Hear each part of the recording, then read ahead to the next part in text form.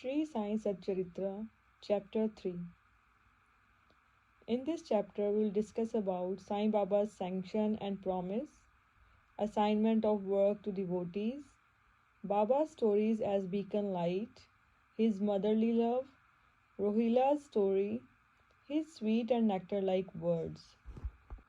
Sai Baba's sanction and promise. As described in the previous chapter, Sai Baba gave his complete assent to the writing of the Satcharita and said, I fully agree with you regarding the writing of Satcharita. You do your duty, don't be afraid in the least, steady your mind and have faith in my words. If my Leelas are written, the avidya will vanish, and if they are attentively and devoutly listened to, the consciousness of the worldly existence will abate, and strong waves of devotion and love will rise up. And if one dives deep into my Leelas, he would get precious jewels of knowledge. Hearing this, the author was much pleased, and he at once became fearless and confident, and thought that the work was bound to be a success.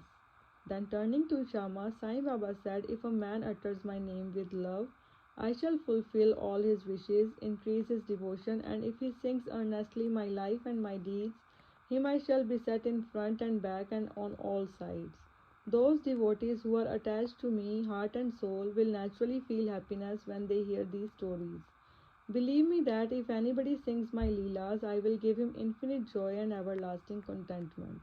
It is my special characteristic to free any person who surrenders completely to me and who worships me faithfully and who remembers me and meditates on me constantly. How can they be conscious of worldly objects and sensations who utter my name, who worship me, who thinks of my stories and my life, and who does always remember me? I shall draw out my devotees from the jaws of death. If my stories are listened to, all the diseases will be got rid of. So hear my stories with respect and think and meditate on them and assimilate them. This is the way of happiness and contentment. The pride and egoism of my devotees will vanish. The mind of the hearers will be set at rest, and if he has wholehearted and complete faith, he will be one with supreme consciousness. The simple remembrance of my name as Sai Sai will do away with sins of speech and hearing. Different works assigned to devotees. The Lord entrusts different works to different devotees. Some are given the work of building temples and mats or ghats on rivers. Some are made to sing the glories of God. Some are sent on pilgrimages, but to me was allotted the work of writing the Sai Satcharita. Being a jack of all trades but master of none, I was quite unqualified for this job. Then why should I undertake such a difficult task? Who can describe the true life of Sai Baba? Sai Baba's grace alone can enable one to accomplish this difficult work. So when I took the pen in my hand, Sai Baba took away my egoism and himself wrote his stories. The credit of relating these stories therefore goes to him and not to me. Though Brahmin by birth, I lacked the two eyes of Shruti and Smruti and therefore was not at all capable of writing the Satcharita. But the grace of the Lord makes a dumb man talk, enables a lame man to cross a mountain. He alone knows the ways of getting things done as he likes. Neither the flute nor the harmonium knows how the sounds are produced. This is the concern of the player. The oozing of Chandrakant jewel and the surging of the sea are not due to the jewel and the sea, but due to the rising of the moon. Baba's story as beacon light.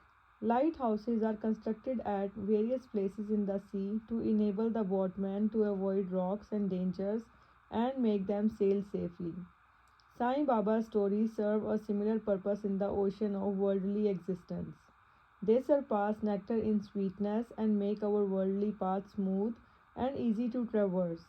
Blessed are the stories of the saints when they enter our hearts through the ears, the body consciousness or egoism and the sense of duality vanish, and when they are stored in the heart, doubts will evade, pride of the body will fall, and wisdom will be stored in abundance.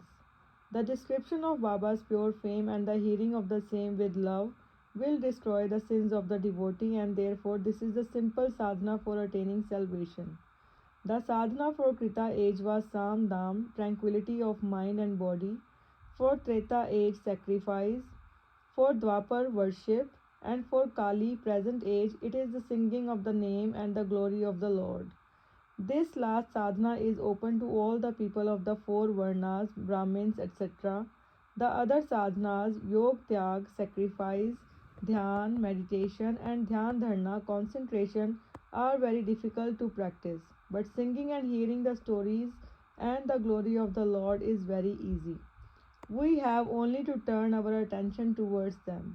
The listening to and singing of the stories will remove the attachment to the senses and their objects and will make the devotees dispassionate and will ultimately lead them to self realization. With this end in view, Sai Baba made me write his stories at Satcharitra. The devotees may now easily read and hear these stories of Sai Baba, and while doing so, meditate on him, his form, and thus attain devotion to Guru and God, get dispassion and self realization. In the preparation and writing of this work, Satcharita, it is Sai Baba's grace which has accomplished everything, making use of me as a mere instrument. Motherly love of Sai Baba. Everybody knows how a cow loves her infant calf. Her udder is always full, and when the calf wants milk and dashes at the udder, out comes the milk in an unceasing flow. Similarly, a human mother knows the wants of her child beforehand and feeds him at her breast in time. In case of dressing and adorning the child, the mother takes particular care to see that this is well done. The child knows or cares nothing about this, but the mother's joy knows no bounds when she sees her child well dressed and adorned. The love of the mother is peculiar, extraordinary, and disinterested, and has no parallel. Sadgurus feel this motherly love towards their disciples.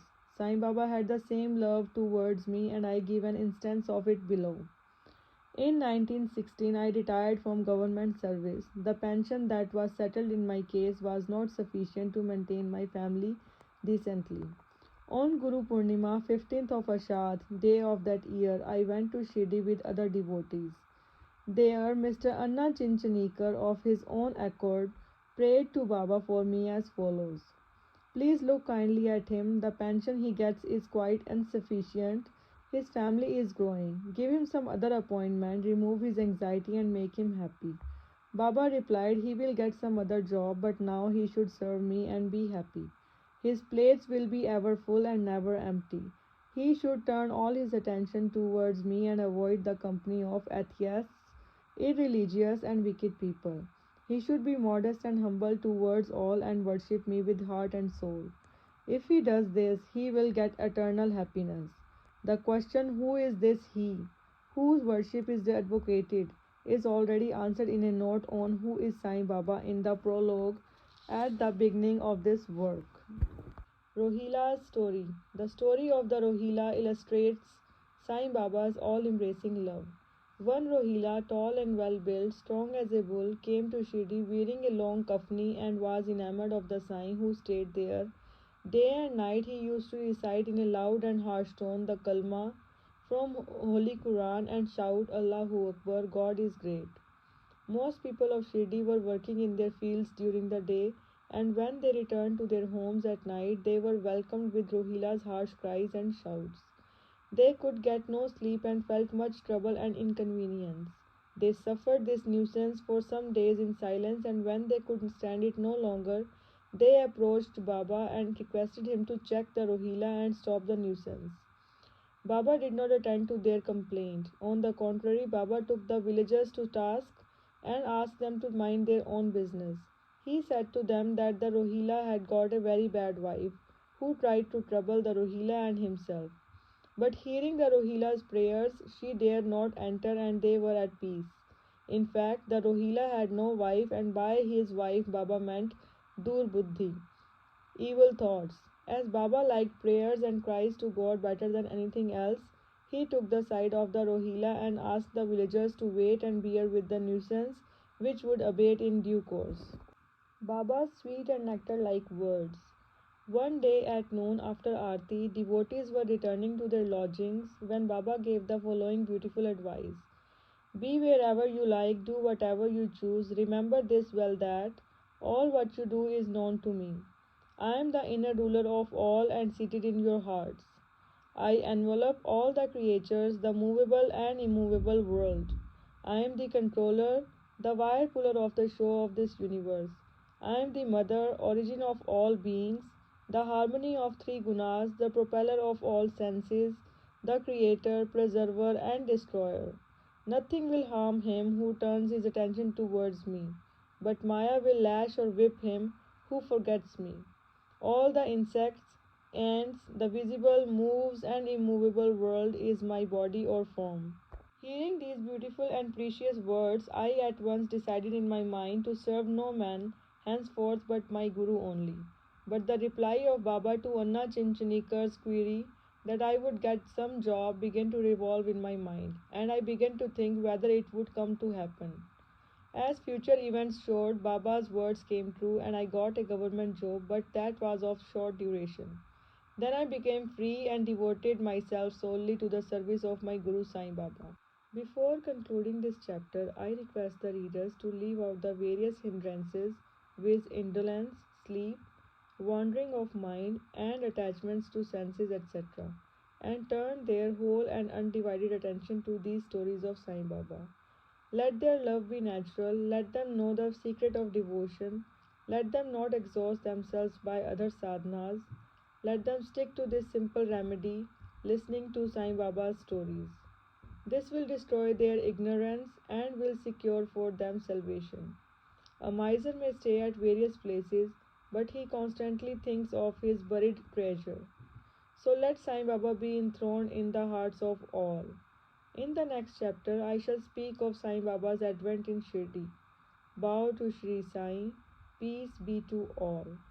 Jai Sai Ram.